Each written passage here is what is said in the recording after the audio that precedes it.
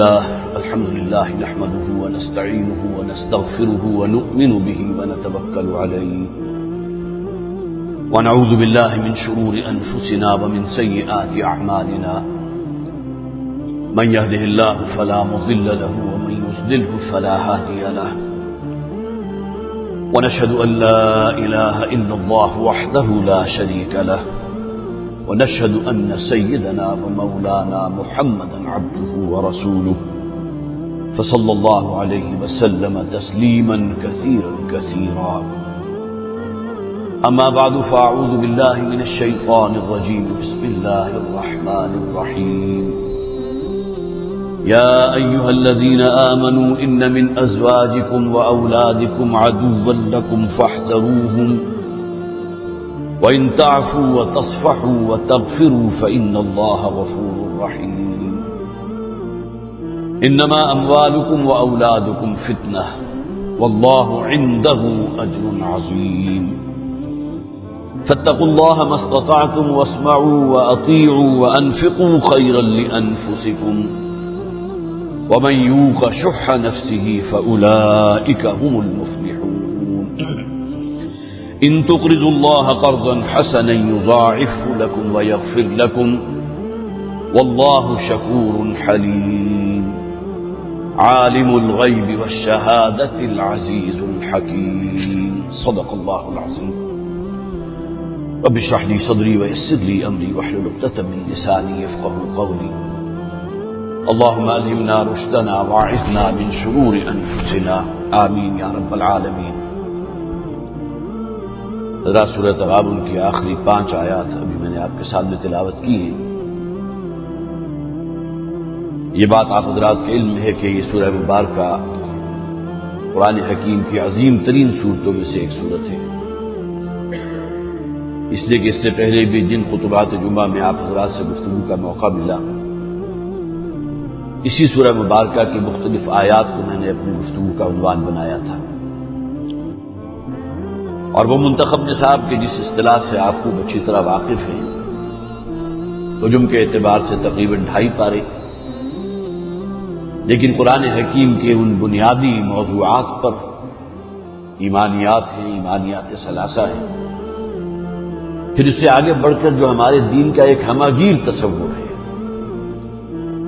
ایک تصور تو وہ ہے کہ دین بحث کرتا ہے صرف نماز روزہ حج اور زکوٰۃ سے، لیکن یہ کہ ذرا آگے بڑھ کر اگر قرآن حکیم کا ہم بغور مطالعہ کریں اور نبی اکرم صلی اللہ علیہ وسلم کے فرمودات اور آپ کی احادیث ہمارے پیش نظر رہیں، تو دین کا جو تصور ہم پر واضح ہوتا ہے وہ یہ کہ زندگی کا کوئی شعبہ ہمارے دین سے خارج نہیں ہے. ہمارے دین کا اپنا سیاسی نظام ہے، معاشرتی نظام ہے، سماجی روایات ہیں. اسی طرح زندگی کا کوئی شعبہ، جیسا کہ میں نے عرض کیا، ایسا نہیں کہ جو دین کے دائرے سے باہر. اسے عموماً کہا جاتا ہے کہ یہ دین کا ایک ڈائنامک تصور ہے، حرکی تصور، کہ وہ جو ہم عام طور پر مذہب کے بارے میں سمجھتے ہیں کہ چند عقائد ہیں، چند ریچولز ہیں، چند مراسم عبودیت ہیں، اللہ اللہ اور خیر سے اللہ بات مکمل ہو گئی. دین کا معاملہ یہ نہیں ہے، بلکہ دین ایک مکمل نظام ہے. یہود نے تو اس بات کو جو ہے قرار دیا تھا کہ اگر کہیں ہمارے رسول حضرت موسیٰ علیہ السلام پر وہ آیت نازل ہو جاتی یا اس مفہوم کی آیت نازل ہو جاتی کہ الیوم اکملت لکم دینکم واتممت علیکم نعمتی ورضیت لکم الاسلام دینا، تو یہود کہتے تھے کہ ہم اس دن کو اپنے لیے ایک تہوار قرار دیتے تھے، ایک جشن کا دن قرار دیتے. تو اصل بات جو سمجھنے کی ہے وہ یہ ہے کہ ہمارا دین اصل میں پوری زندگی کا احاطہ کیے ہوئے ہے، اور منتخب نصاب میں خاص طور پر ان مقامات کو ٹچ کیا گیا کہ جس میں وہ ایک حرکی تصور بھی ہم پر واضح ہو، اور وہ ایک جو محدود تصور ہے دین کا اس کی نفی ہو، اور آگے بڑھ کر یہ کہ بہرحال اس دین کو قائم اور غالب کرنے کی جو عملی جد و جہد ہے، تو قرآن حکیم کے وہ مقامات کے جو ان موضوعات سے بحث کرتے ہیں وہ بھی ہمارے اس نصاب میں شامل ہیں. ایمانیات کے ضمن میں سورہ تغابن قرآن حکیم کی بہت اہم صورت ہے، اور ہمارے منتخب نصاب میں اس کا ایک بہت بنیادی مقام ہے. اس کا پہلا رکوع ہم نے بڑی تفصیل سے پڑھا تھا، ایمانیات ثلاثہ کل 7 آیات میں، ایمان باللہ، ایمان بالآخرت، ایمان بالرسالت، اور اس کے بعد پرزور دعوت ہے ایمان کی۔ اس لیے کہ انسان اگر اپنے نہاد خانہ قلب کا جائزہ لے اور اس کی جو بھی حیوانی جبلتیں ہیں یا اس کی نفسانی خواہشات ہیں، اس پردے کو چاک کر کے رسائی اندر تک حاصل کرے، تو اس کے دل میں اللہ کی معرفت، اللہ کی پہچان موجود ہے۔ یہ الگ بات ہے کہ ہم اپنے گناہوں، اپنی جو بھی ہمارا طرز زندگی ہے، جس طرح ہم نے اپنے آپ کو اپنے نفسانی خواہشات کے اندر گویا کہ دفن کر دیا ہے، اس بنیاد پر اللہ تعالیٰ کی معرفت، اللہ کا جو ہے وہ ہماری نگاہوں سے اوجھل ہو جاتا ہے تصویر، ورنہ اللہ کی معرفت انسان کے دل میں موجود ہے۔ تو ایمان باللہ، ایمان بالآخرت اور ایمان بالرسالت، اور پرزور دعوت، پہلا رکوع یہاں مکمل ہوا۔ اس کے بعد دوسرا رکوع ہے کہ جس میں 2 حصے کیے گئے۔ پہلا حصہ 5 آیات پر مشتمل ہے، جس کا یہاں ذکر ہو بھی چکا تھا، اور پچھلی مرتبہ جب موقع ہوا تھا تو آپ حضرات سے ضمن میں خصوصی میں نے جو بھی گفتگو میں نے آپ سے کی تھی، اگر آپ کے ذہن میں موجود ہو، کہ وہ بنیادی باتیں جو ایمان کے مقتضیات ہیں، جو ایمان کے باطنی ثمرات ہیں۔ سب سے پہلی آیت ما اصاب من مصیبت الا باذن اللہ، جسے آپ کہیں گے تسلیم و رضا کی کیفیت، راضی برضائے رب رہنے کی کیفیت۔ یہ ایمان کی وہ معراج ہے۔ ایمان کی اصطلاح کہاں سے نکلی؟ امن سے۔ الذین آمنوا ولم یلبسوا ایمانہم بظلم اولئک لہم الامن وہم مہتدون، وہ لوگ جو ایمان لائے اور انہوں نے اپنے اس ایمان کے دامن کو شرک کی نجاست سے ملوث نہیں کیا، داغدار نہیں کیا۔ ولم یلبسوا ایمانہم بظلم اولئک لہم الامن وہم مہتدون، یہ وہ لوگ ہیں کہ جو حقیقتاً امن کے سزاوار۔ ایمان اصل میں انسان کی وہ باطنی کیفیت کا نام ہے، جس میں راضی برضائے رب کی کیفیت ہو، تسلیم و رضا کی کیفیت ہو۔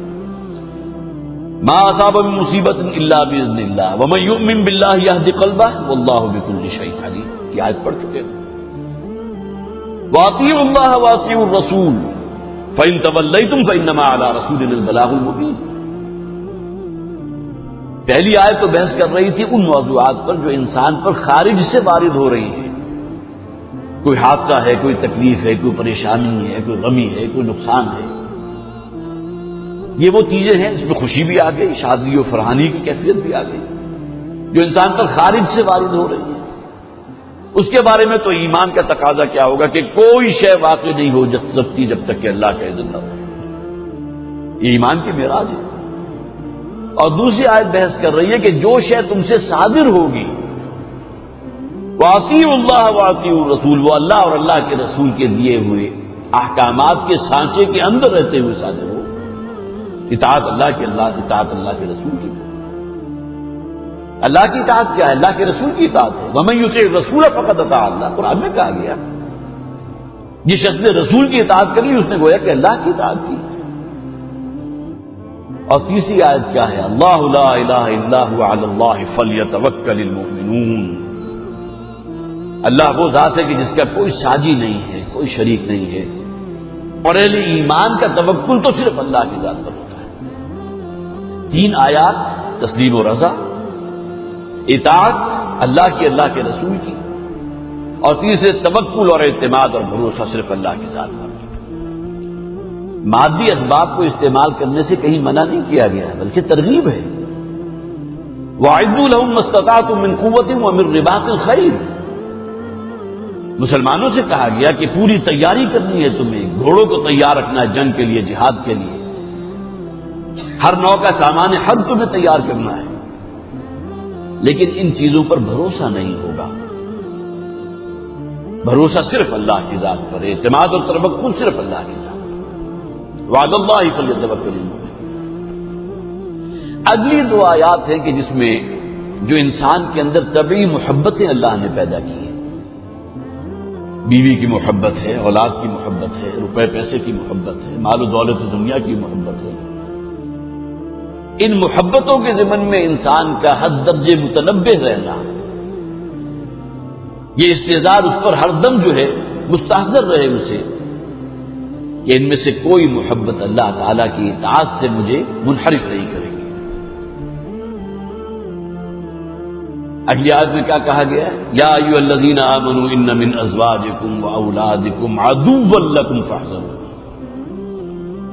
ہوشیار ہو جاؤ اہل ایمان، تمہاری بیوی اور تمہاری اولاد میں تمہارے دشمن مخفی ہیں، پوشیدہ۔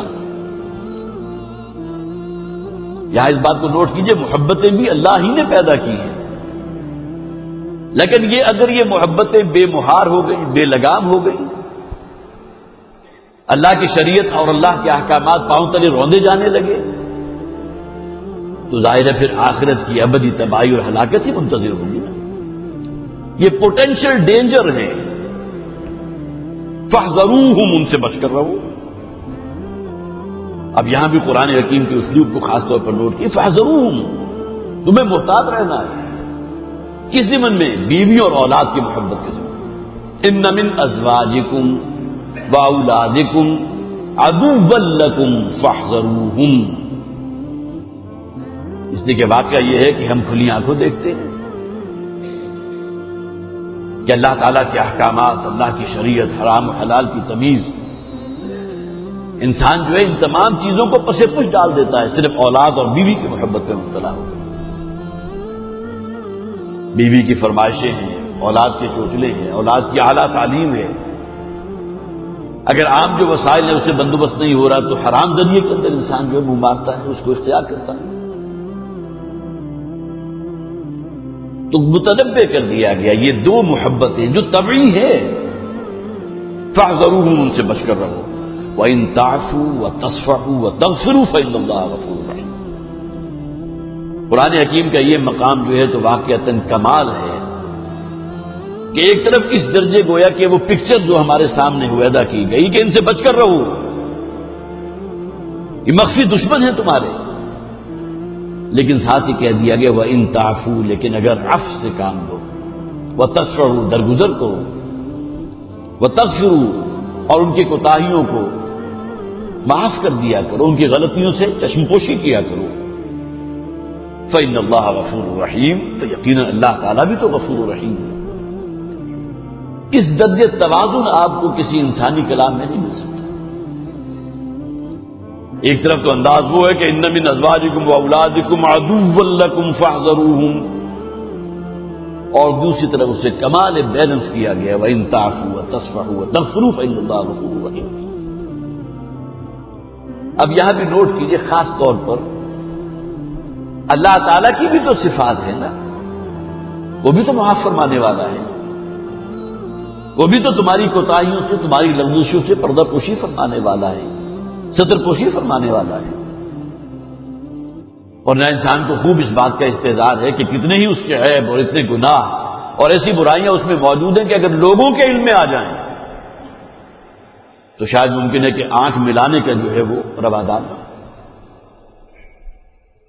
جیسا کہ حضور نے فرمایا من ستر مسلما سترہ اللہ یوم القیامہ، کہ اللہ تعالیٰ کی صفت ہے، وہ ستار العیوب ہے، غفار الذنوب ہے، گناہوں کا معاف فرمانے والا ہے، تمہارے عیبوں کی پردہ پوشی فرمانے والا ہے۔ لہذا وہ صفات اپنے اندر پیدا کرنے کی کوشش کرو۔ اس حدیث کا مجھے حوالہ تو معلوم نہیں، لیکن یہ کہ الفاظ ہیں تخلقوا باخلاق اللہ،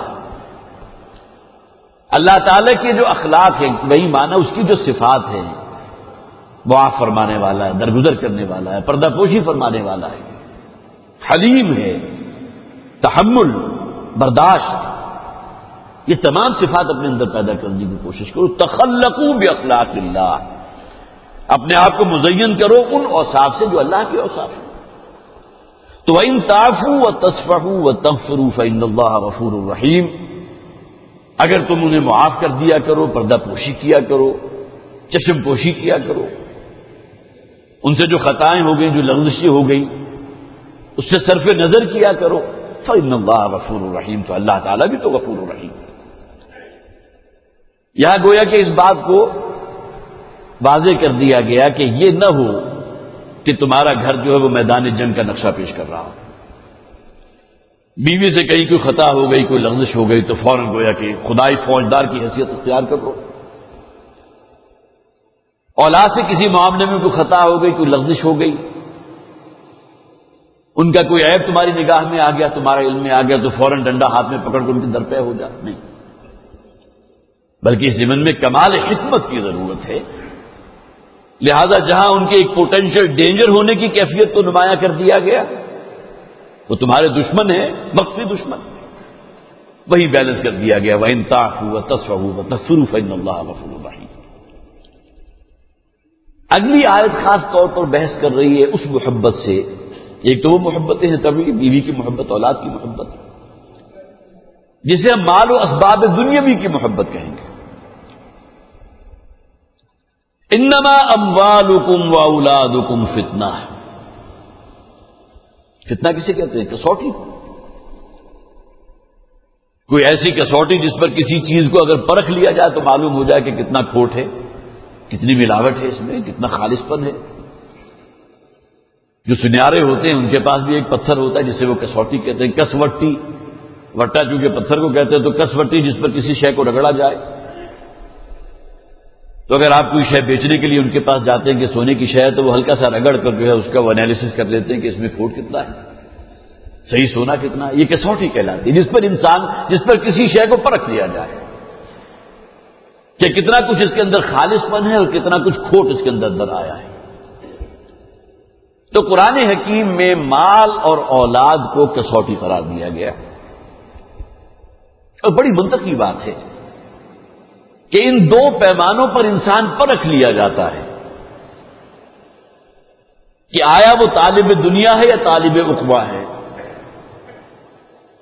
اگر تو اس کی کل سعی و جہد، آرزوئیں، تمنائیں، محنت، کوشش، دن رات ایک کر دینا، خون پسینہ ایک کر دینا صرف اس مال و اسباب دنیاوی ہی کے لیے ہے تو گویا کہ واضح ہو گیا، کسوٹی میں یہ بات نکھر کر آ گئی کہ یہ شخص طالب دنیا ہے. ہاں اس کی عملی زندگی جو ہے وہ اس کا مظہر ہوگی کہ نہیں اس کے اندر تقویٰ موجود ہے، یہ صرف حلال پر قناعت کیے ہوئے ہے. اولاد کو اور بیوی بچوں کا بوجھ اگر اللہ تعالیٰ نے اس پر ڈالا ہے ان کے لیے معاش کا بندوبست کر رہا ہے، صبح سے شام تک محنت کر رہا ہے، لیکن یہ کہ اپنا اللہ کے اور اللہ کے رسول کے احکامات کی اطاعت کے اندر رہتے ہوئے، اس دائرے کے اندر رہتے ہوئے زندگی بسر کر رہا ہے.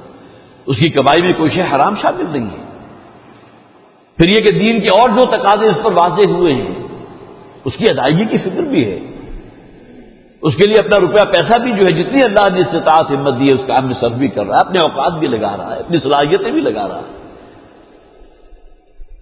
اب یہ کون سی چیزیں ہیں جس بنیاد پر انسان پرکھا گیا؟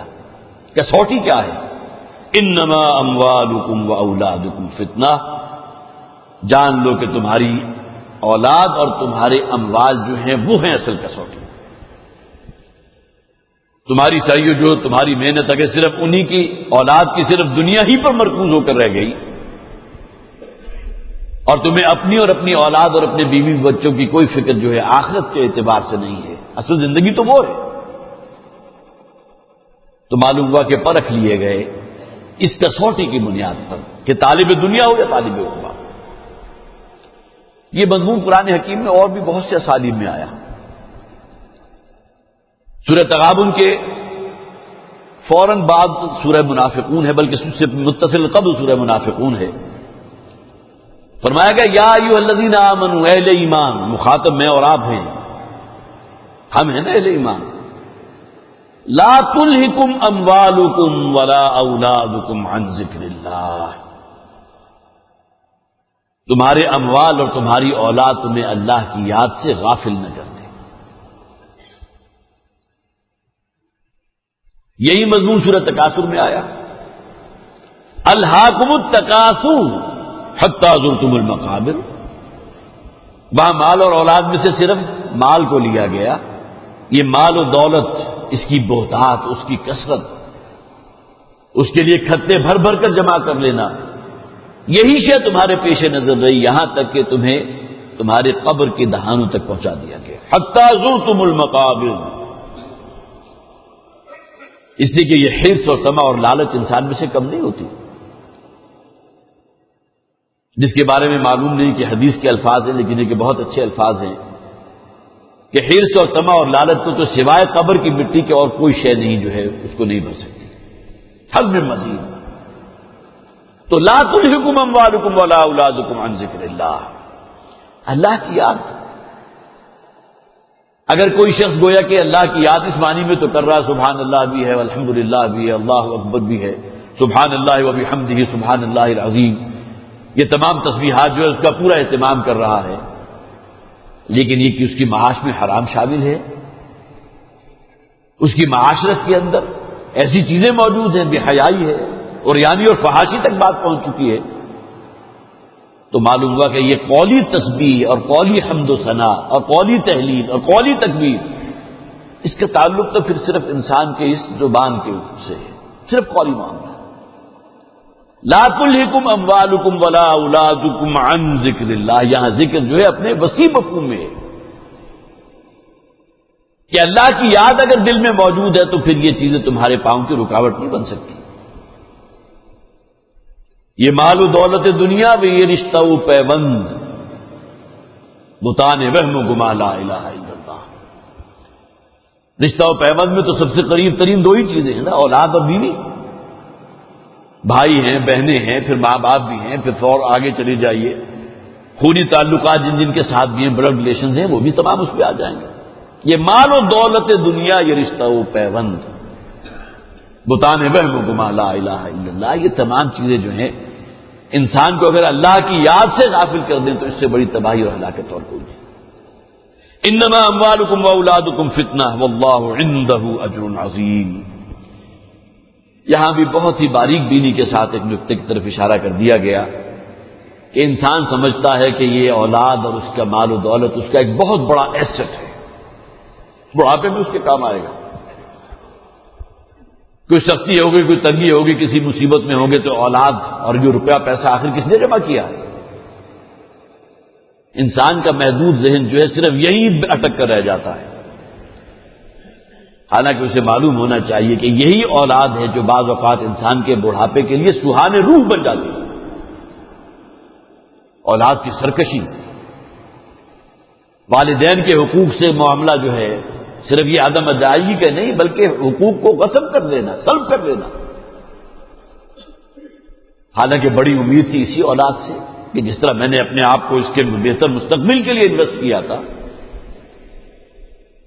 بڑی جامع دعا جو ہم مانگا کرتے ہیں، اللہ تعالیٰ ہمیں توفیق دے، رب ارحمہما کما ربیانی صغیرا۔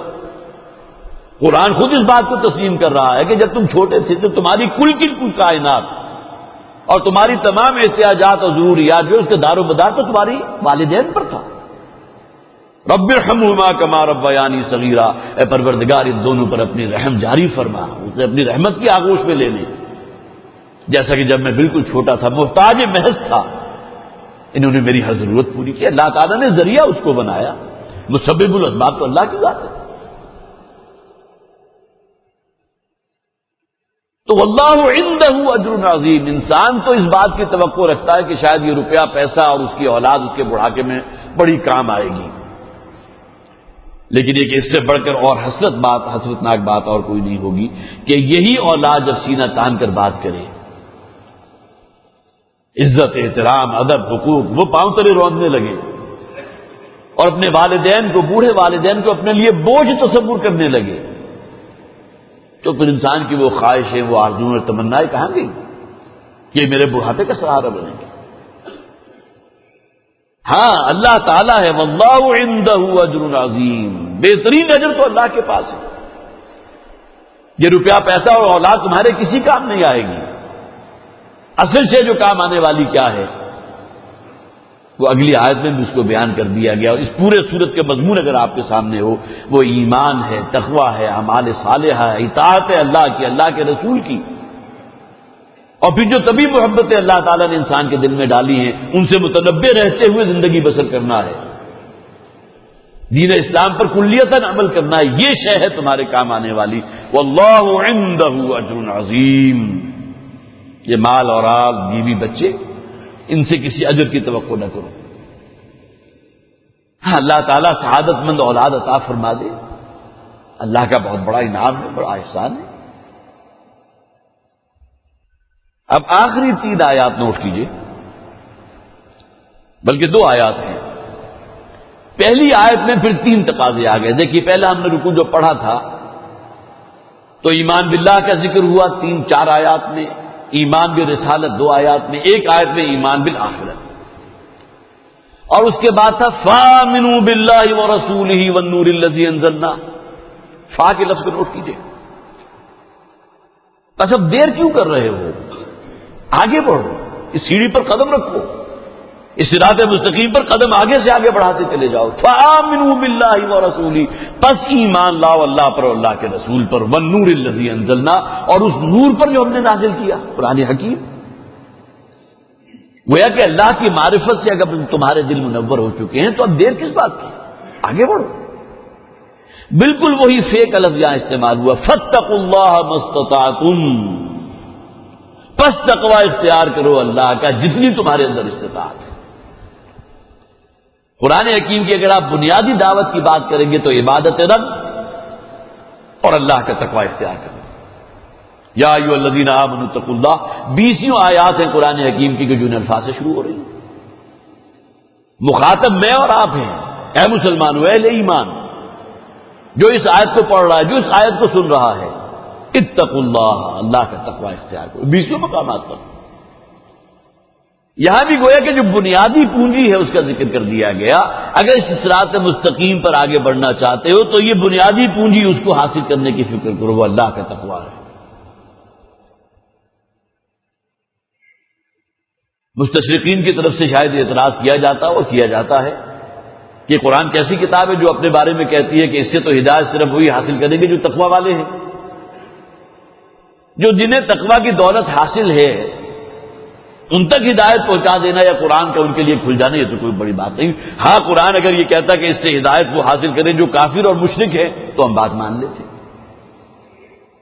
قرآن حکیم میں موجود ہے ہدی للناس، یہ کل بنی نوع انسان کے لیے ہدایت ہے، لیکن یہ کہ اس سے ہدایت اخذ کون کریں گے، ان پر قرآن حکیم اپنے آپ کو گویا کہ ایکسفولیٹ کرے گا، اپنے آپ کو کھول دے گا۔ وہ لوگ ہوں گے کہ جن کے اندر بنیادی رمق تقوی کی موجود تو ہو۔ تقوی کا ترجمہ عموماً کہا جاتا ہے کہ اللہ سے ڈرو، ڈرنا یا اللہ کا خوف اس معنی میں نہیں جس طرح کوئی شخص کسی شخص کے ظلم سے ڈرتا ہے، اس سے خوفزدہ رہتا ہے،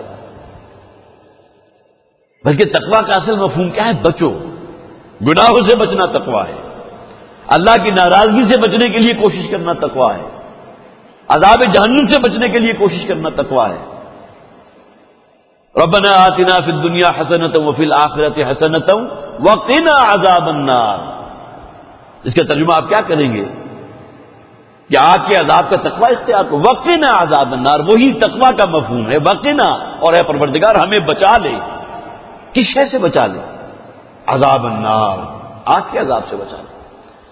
تو تقوی کے مفہوم میں بنیادی شے جو ہے بچنا، فاتقوا اللہ ما استطعتم، تو اللہ کی نافرمانی سے بچو، حرام کاموں کے ارتکاب سے بچو، اللہ کی ناراضگی اور اللہ کے عتاب سے بچنے کی کوشش کرو، ما استطعتم، جتنی تمہارے اندر استطاعت ہے۔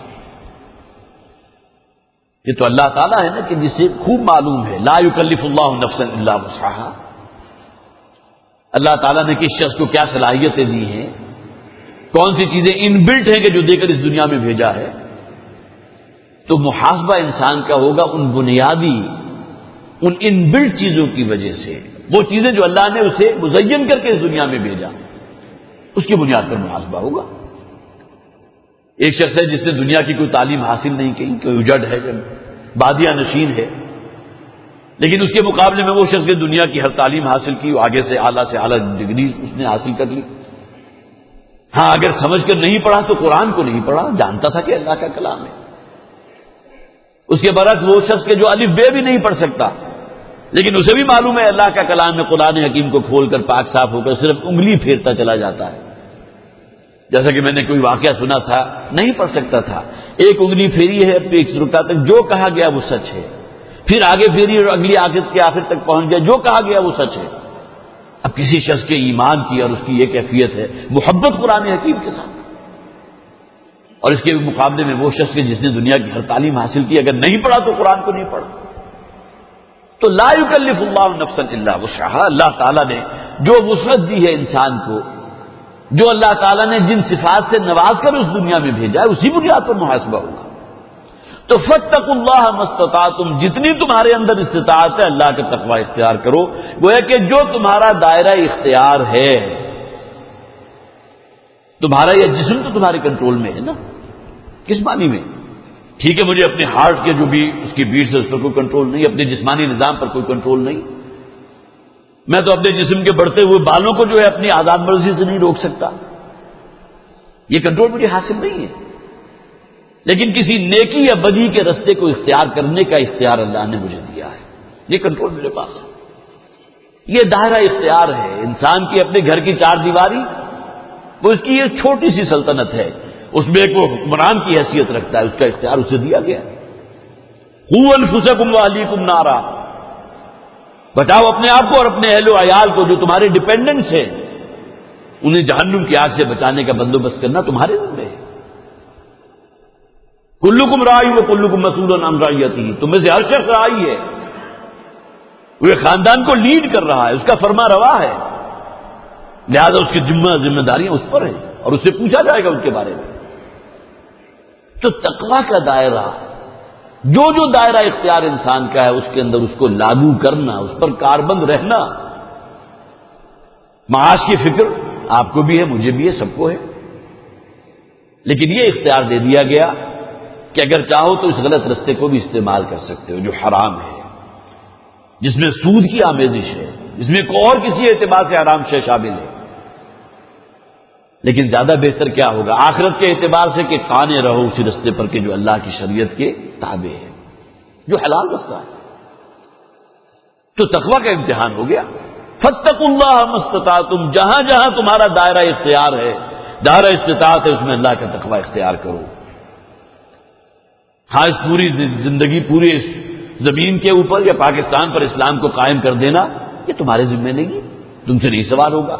اپنے جسم پر اسلام کو قائم کیا یا نہیں کیا، اس سوال سے رستگاری نہ آپ کے لیے ممکن ہے نہ میرے لیے ممکن ہے۔ صرف حلال پر قناعت کی یا حرام خوری بھی کی، یہ سوال مجھ سے اور آپ سے ہوگا۔ اس لیے کہ تقویٰ کے اس دائرے کے اندر ہے کہ جس میں انسان کو کنٹرول ہے، انسان کو اختیار دیا گیا ہے۔ فاتقوا اللہ ما استطعتم، ذرا کنٹراسٹ میں لے آئیے سورہ آل عمران کی آیت نمبر 102، یا ایھا الذین آمنوا اتقوا اللہ حق تقاتہ، وہاں ایک جو معیار قائم کیا گیا تھا وہ بہت بلند معیار تھا۔ اہل ایمان تم پر لازم ہے اللہ کا تقوی اختیار کرنا جتنا کہ تقوی اختیار کرنے کا حق ہے۔ روایات اس پر شاہد ہے کہ صحابہ کرام تو گھبرا اٹھے تھے کہ اللہ کے تقوی کا حق ادا کر دینا کس شخص کے لیے ممکن ہے؟ الانسان مرکب من الخطاء والنسیان، کبھی جذبات کا ریلا آ گیا، کبھی کسی اور اعتبار سے انسان سے خطا ہو گئی، کسی لفظ کسی کوتاہی کا مرتکب ہو گیا، تو تقوی کا حق ادا کر دینا، حق تقاتہ۔ اور پھر سورۃ تغابن کی یہ آیت ہے جب نازل ہوئی تھی تو صحابہ کرام نے گویا کہ ایک اطمینان کا سانس لیا کہ اب ہم میں سے ہر شخص مکلف ہے اس استطاعت کی بنیاد پر کہ جو اصل میں جواب دہی کی اور مواخذے کی بنیاد بنے گی۔ فاتقوا اللہ ما استطعتم، جتنا تمہارے اندر ہمت ہے، جتنی استطاعت ہے، اللہ کے تقوی میں اپنے آپ کو دو۔ واسمعوا واطیعوا، اور دیکھو سنو اور اطاعت کرو۔ جب قرآن حکیم نازل ہو رہا تھا تو آیات قرآنیہ نبی اکرم صلی اللہ علیہ وسلم کی زبان سے منتقل ہو رہی تھی ان لوگوں کے کانوں کے ذریعے ان کے قلب و ذہن تک سے جو ان آیات کو سن رہے تھے۔ تو سننا یہ گویا کہ آپ کا ریسیپینٹ اینڈ ہے، اور اطاعت کرنا یہ آپ کا خارجی مظہر ہے۔ تو دین کی بات، اللہ کا حکم، اللہ کے رسول کا حکم، اس کو سننا اور اس کو مان لینا، صرف مان نہیں لینا بلکہ اطاعت کرنا، اس پر عمل پیرا ہو جانا۔ واسمعوا واطیعوا، سنو اور اطاعت کرو۔ وانفقوا خیرا لانفسکم، اور خرچ کرو اللہ کے راستے میں، اس لیے کہ یہی تمہارے لیے بہتر ہے۔ ایک آیت میں 3 تقاضے۔ فاتقوا اللہ ما استطعتم، اللہ کے تقوی اختیار کرو، سب سے پہلا تقاضا جو بنیاد بنتی ہے۔ واسمعوا واطیعوا، اور دین کا حکم سنو اور اس کو مانو، اس کی اطاعت کرو۔ وَأَنفِقُوا خَيْرًا لِأَنفُسِكُمْ، اور جو اللہ نے دیا ہے اس میں سے خرچ کرو، یہی تمہارے لیے بہتر ہے۔ وَمِمَّا رَزَقْنَاهُمْ يُنْفِقُونَ الَّذِينَ يُؤْمِنُونَ بِالْغَيْبِ وَيُقِيمُونَ الصَّلَاةَ وَمِمَّا رَزَقْنَاهُمْ يُنْفِقُونَ، اور جو ہم نے انہیں دیا ہے اس میں سے خرچ کرتے ہیں۔ قرآن حکیم میں یہ ایتائے مال جو ہے، مال روپیہ پیسہ جو اللہ نے دیا اس میں سے خرچ کرنا، اس کے لیے ایک اصطلاح تو وہ ہے جو ایتا کی ہے، وَآتَ الْمَالَ عَلَىٰ حُبِّهِ ذَوِي الْقُرْبَىٰ وَالْيَتَامَىٰ وَالْمَسَاكِينَ وَابْنِ السَّبِيلِ وَالسَّائِلِينَ وَفِي الرِّقَابِ، وہ طویل فہرست موجود ہے کہ اپنا روپیہ پیسہ خرچ کرنا ہے ان مدات میں جو سراسر خدمت خلق کی مدات ہے،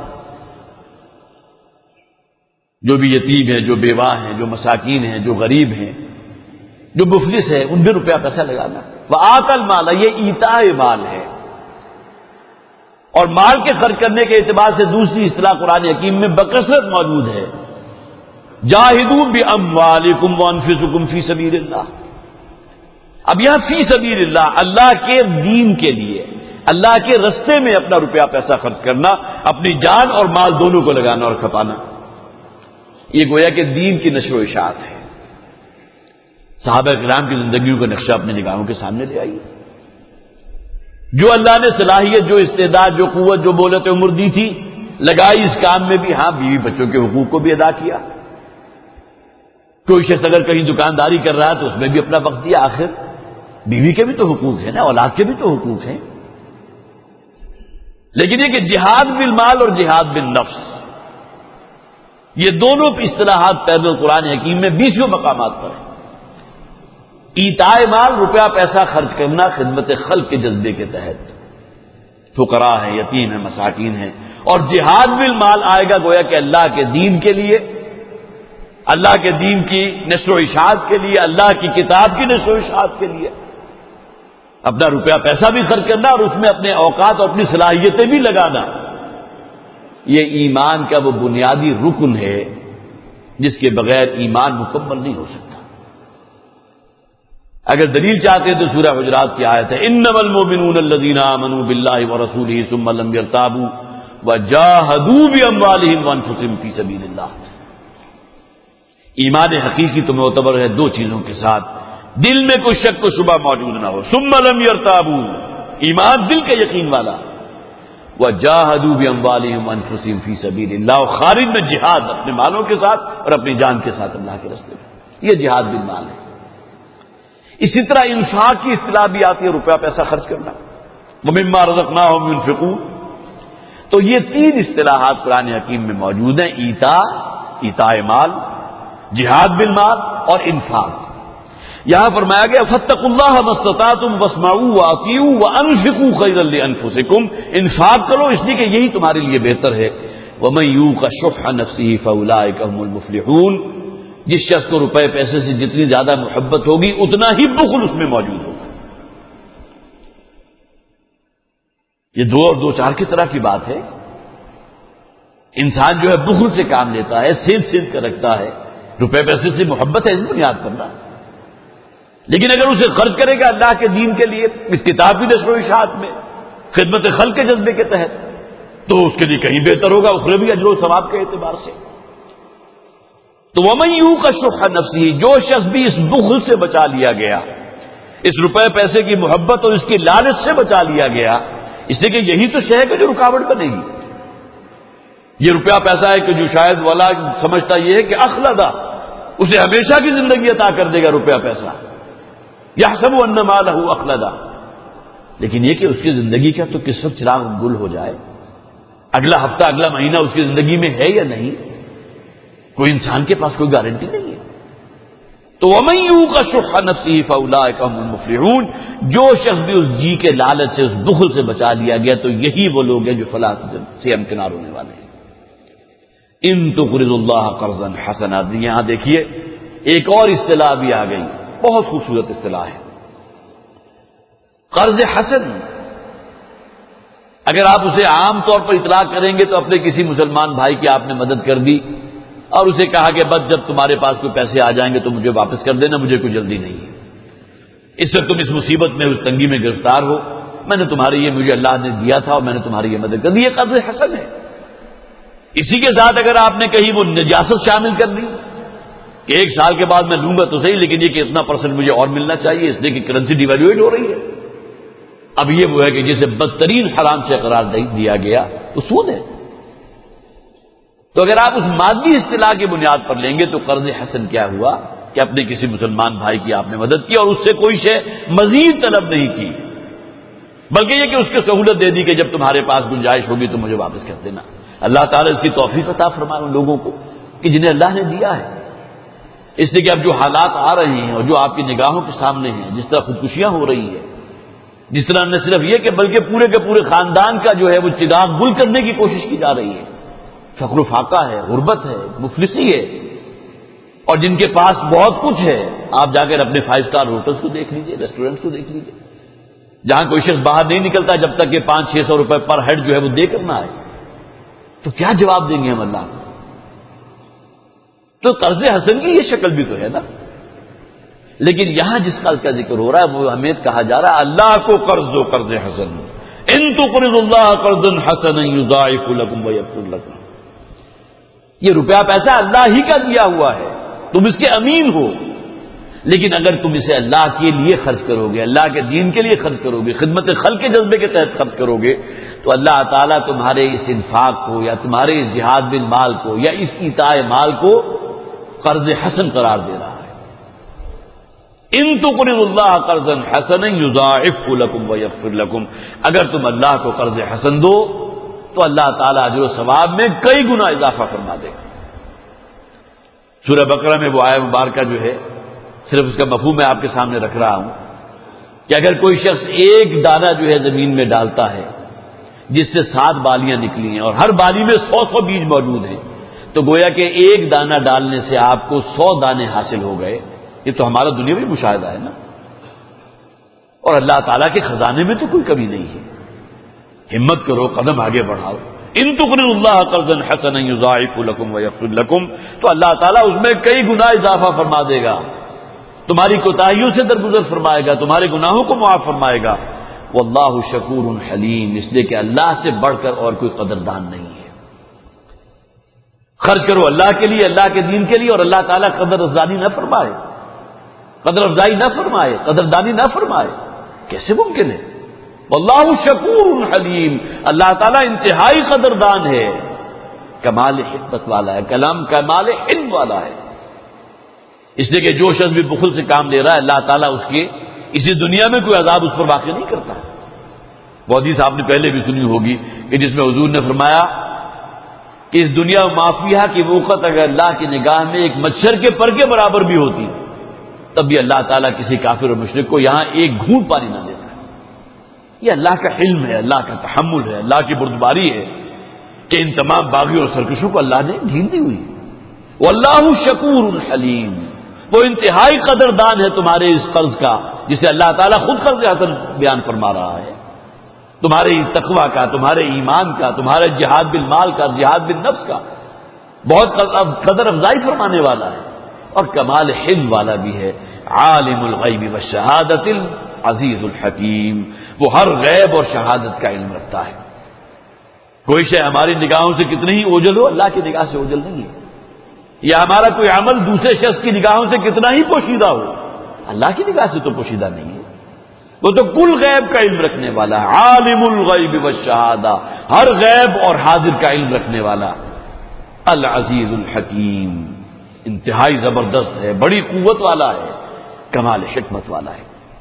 یہاں یہ سورہ مبارکہ ختم ہوئی، جیسا کہ میں نے عرض کیا تھا آخری 5 آیات، اس کا بہت اختصار کے ساتھ میں نے مفہوم آپ پر واضح کرنے کی کوشش کی ہے، اس دعا کے ساتھ کہ اللہ تعالیٰ ان ہدایات کے پر عمل کرنے کے لیے مجھے اور آپ کو توفیق عطا فرمائے، اور سب سے بنیادی شے جو تقویٰ ہے اس رستے کو جو ہے اللہ تعالیٰ ہمارے لیے آسان فرما دے، اور ان دنیا جو بھی اس قرآن حکیم کے جملہ تعلیمات ہیں اس پر عمل کرنا ہمارے لیے سہل بھی فرما دے، اور ہمارے سینے میں بھی اللہ تعالیٰ اس کے لیے انشراح عطا فرما دے۔